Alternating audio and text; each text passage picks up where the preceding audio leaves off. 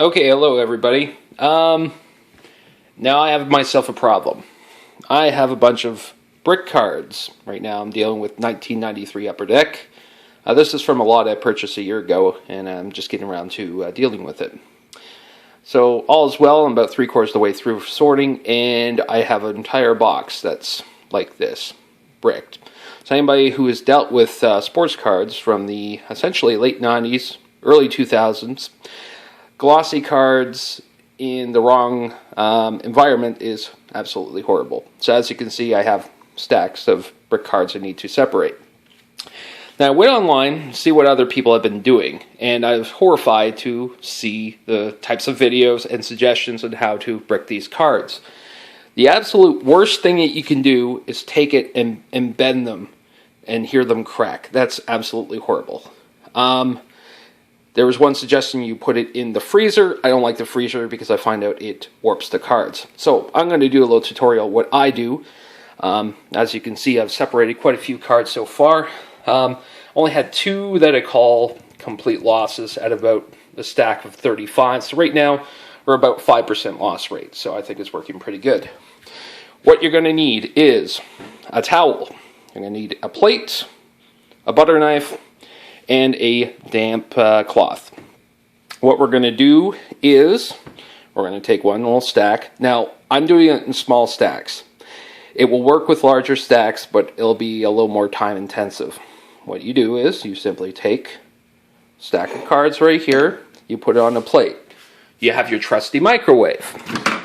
Mind you, this is not going to work for any sets, especially like Top Stadium Club, that has metal in it, because it's going to mess up your microwave. So don't recommend doing this just with regular plastic glossy cards. I'm going to put it in the microwave. I have this set to high. I'm going to put it on for 6 seconds. And we're going to let them nuke.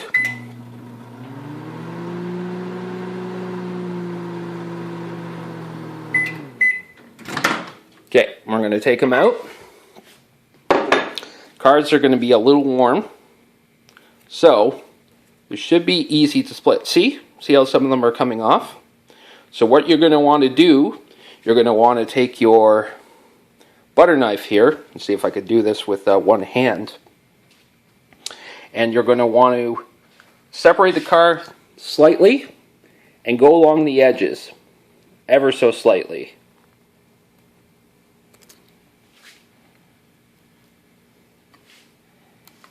And then boom, the card separates.